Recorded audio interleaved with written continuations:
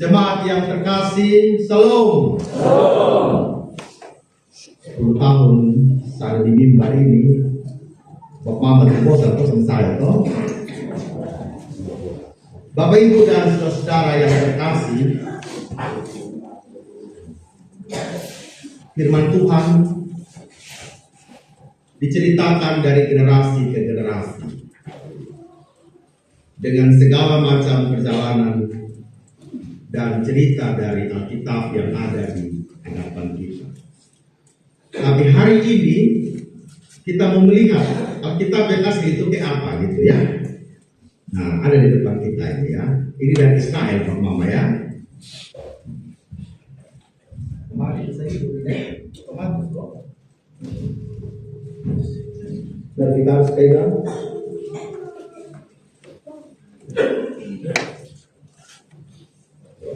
Bisa bantu. Ini Alkitab yang asli Bapak Mama ya.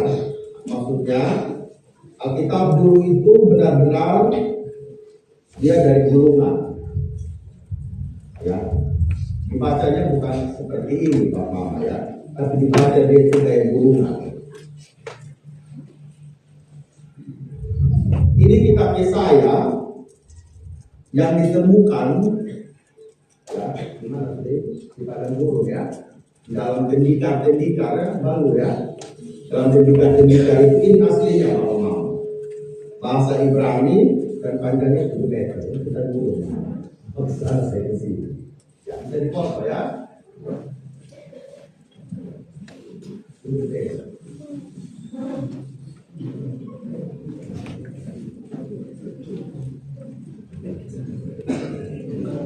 Yang saya baca Bapak, seluruh kesintaan gitu ya.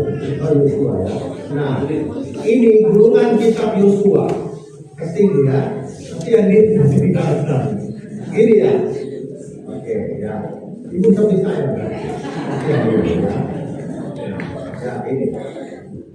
Ibu tenang lagi Bu. Ya. Jadi Bapak Mama kita bisa bayangkan seminar di MPL yang lalu Bapak Bambang Museno ini berikannya untuk sinode, jadi kami memberikan nanti mungkin tanggal 9 kita berikan nanti bisa panjang kan Mama? Panjang kan? Kayak gereja kita ini panjang kayak gereja kita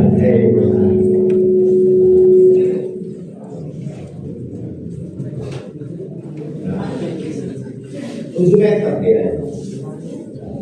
Ini adalah kitab Yosua, kitab Yesaya yang ditemukan dan kemudian oleh para penulis Alkitab, para bapak-bapak gereja di masa lalu mengumpulkan yang menjadi Alkitab yang kita baca itu hari ini Bapak. Ya. Jadi ingin dikatakan bahwa Tuhan berbicara kepada para nabi itu bukan sekedar hanya begitu saja, tetapi menjadi saksi di dalam seluruh perjalanan kita sebagai umat Tuhan. Bapak Ibu dan saudara, bagaimana perjalanan kita selama ini? Apakah yang kita mau ceritakan kepada anak cucu kita? Itu menjadi perenungan kita hari ini. Karena kembali nimbas dan mungkin sahabat kami kita pegang ini ya. Sebentar kita tunggu sebelum kita menjadi apa? Ya, belum pelan-pelan.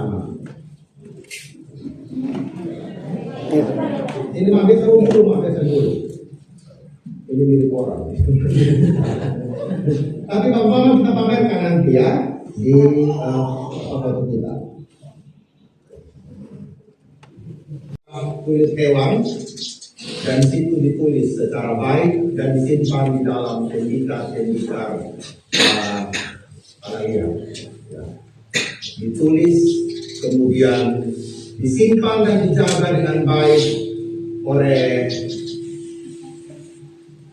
bapak-bapak kita di masa lalu, ahli-ahli Taurat. Mereka simpan dengan baik segala tulisan yang sudah diletakkan oleh Allah dan kita dalam perjalanan ini. Selanjutnya.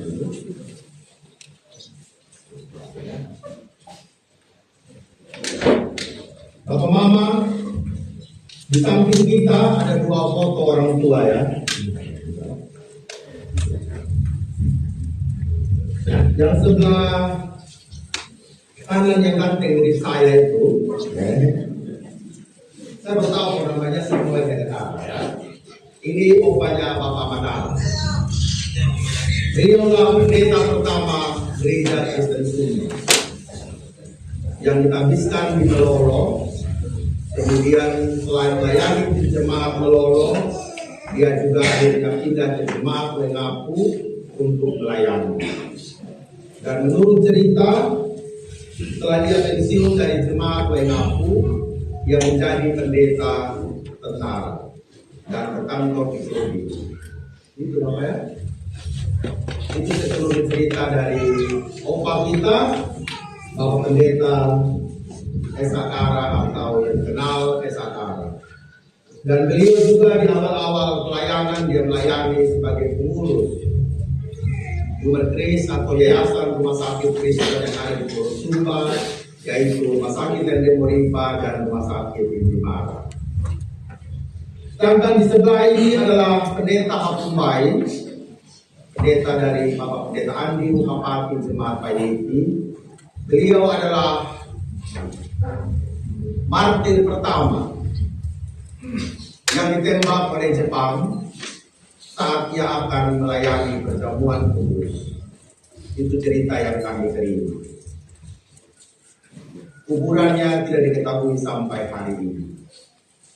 Ya, macam-macam ceritanya. Katanya ditembak dari Payeti, diculik di depan PU, katanya ada yang begitu. Ada juga yang bilang jalan menuju Lamanapu saat dia akan ke Tapundu. Berbagai versi cerita diterima.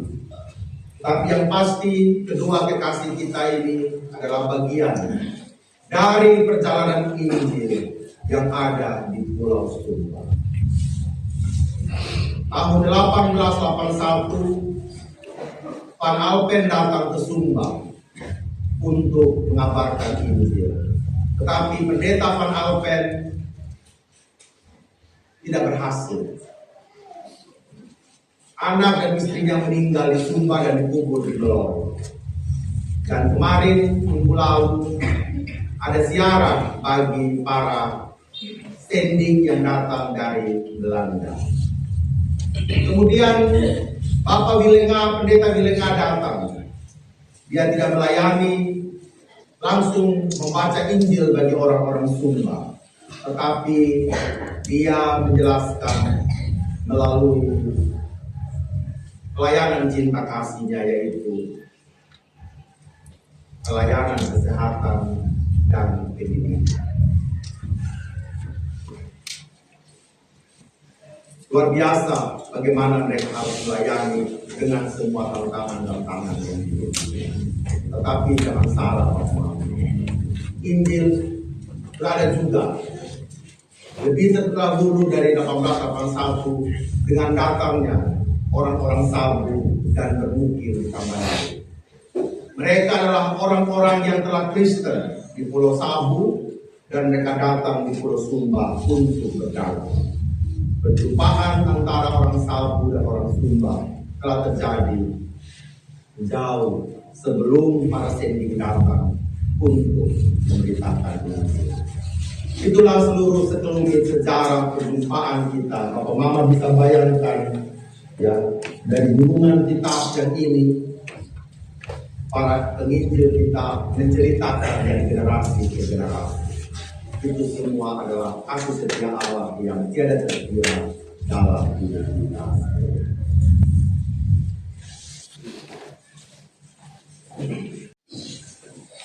Bapak, Ibu, dan saudara-saudara yang terkasih dalam Kristus.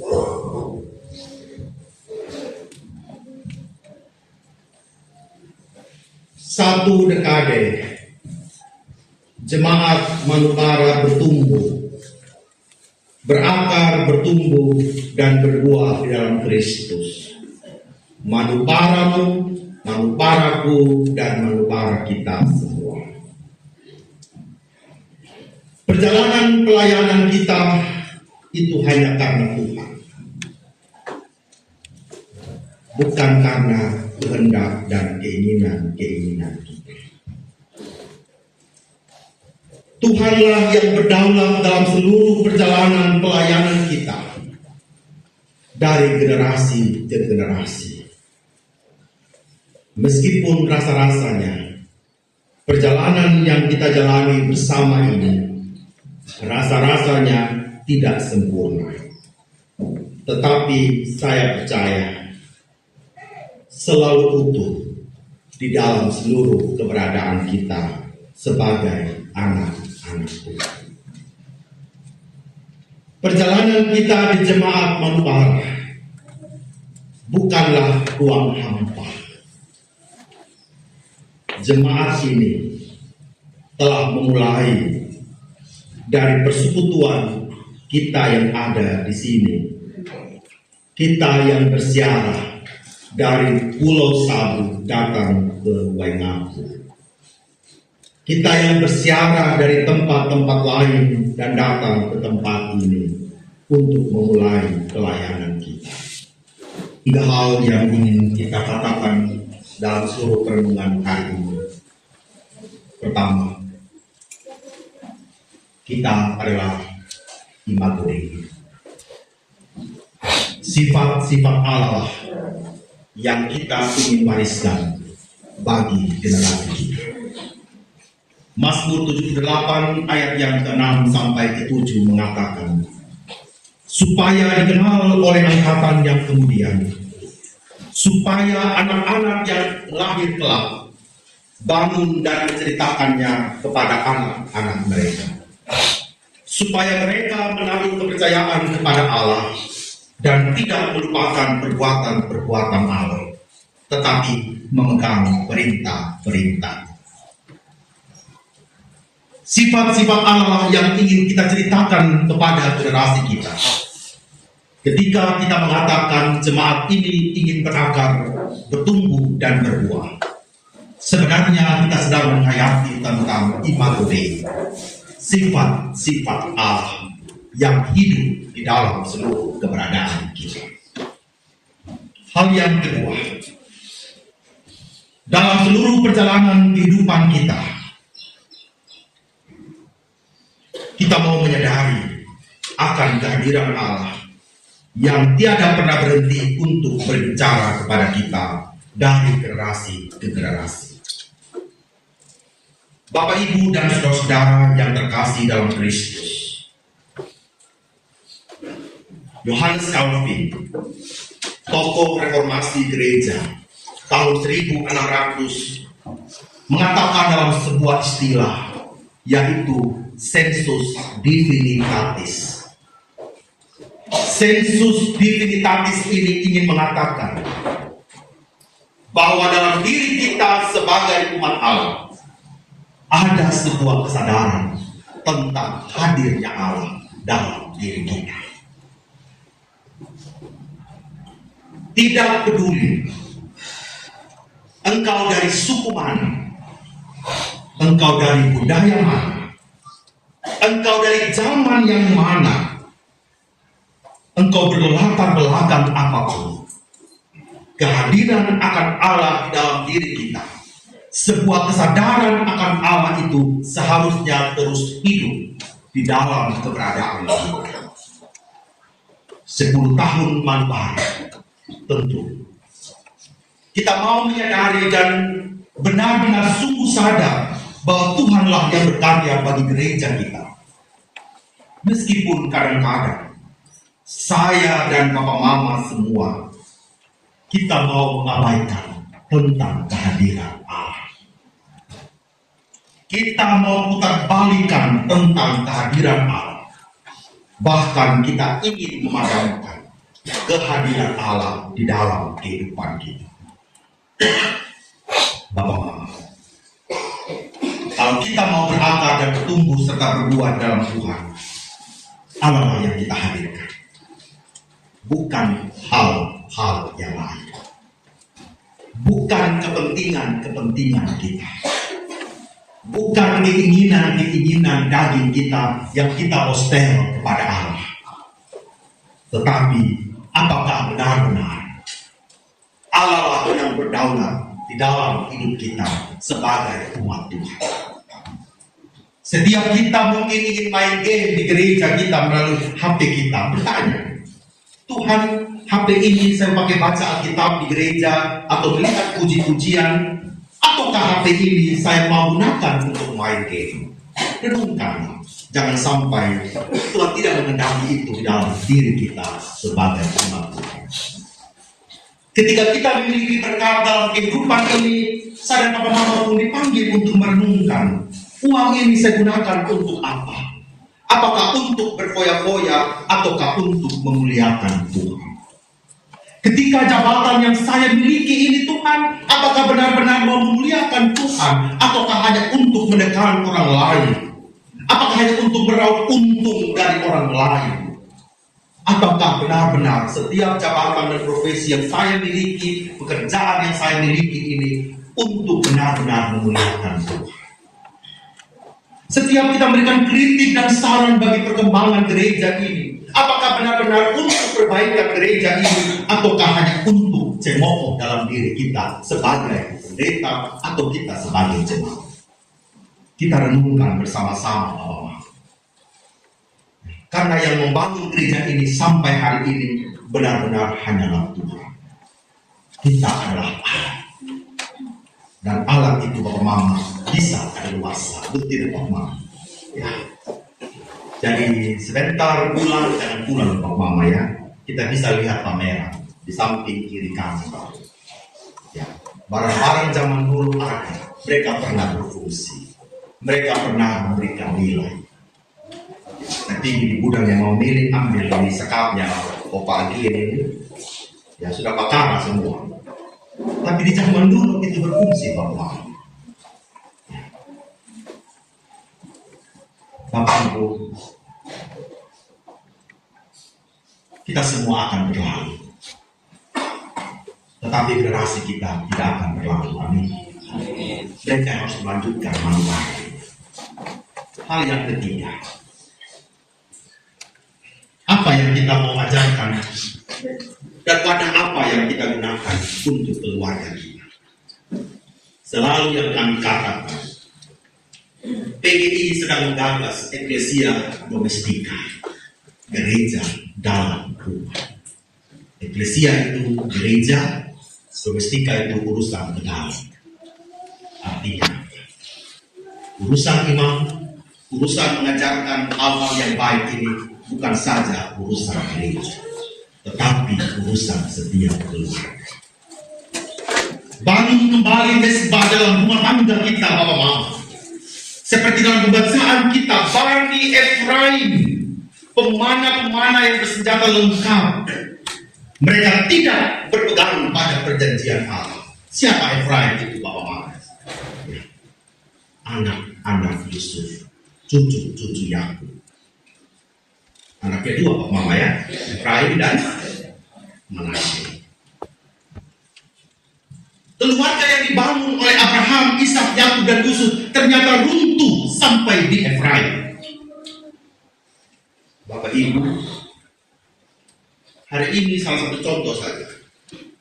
Yang bermonolog itu luhinya Okada, 4 generasi terlewati. Siapa yang menyangka bahwa firman Tuhan itu memang ya dan amin. Amin Bapak. Tidak pernah sia-sia. Bapak Mama, hari ini kita akan masuk dalam perjamuan kudus. Di ulang tahun kita yang ke-10 tanggal 9, 2 hari lagi, tinggalkan sudah semua hal yang tidak baik. Kalau minuman para ini kita mau maju ke depan, kami mengundang dengan penuh kasih. Tanggal 10 Bapak Mama kita ada di dalam malam puji dan doa.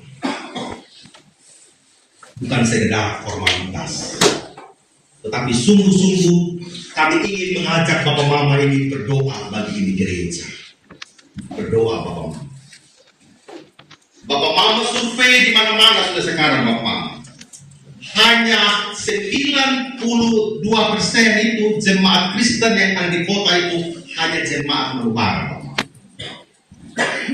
Jemaat Waingapu tidak sampai lagi mungkin 50% di kota Waingapu. Itu tidak apa. Mereka sudah di luar kota. Jemaat Payeti bukan lagi ada di dalam kota Waingapu. Jemaat Mamaku bukan lagi di kota Waingapu. Yang masih 92% tinggal di kota Waingapu ini hanya tinggal jemaat Manubari. Dari 296 jemaat di Pulau Sumba ini yang benar-benar tinggal di kota itu tinggal kita Bapak. Jadi besok kalau Waingapu jadi wali kota Bapak Mama, kalau bukan kita yang pimpin ya sudah, jangan marah karena memang tidak ada lagi orang Kristen di kota ini. Sadangkan bersama. Pranita itu bukan Waingapu Bapak Mama, itu sudah Kabera, itu Bapak Mama ya. Jadi besok Mama Kela orang ya di Kabera semua, kita jadi wali kota Mama. Apa kalau sama aja Mama? Saleh Omas Mama juga. Jadi wali kota ya. Omas yang dipakai sudah tahu ya. Jamaah cetek gitu kan ya. Serius Bapak Mama. Tinggal kita jemaat Manubara yang 92% ini tinggal di kota ini.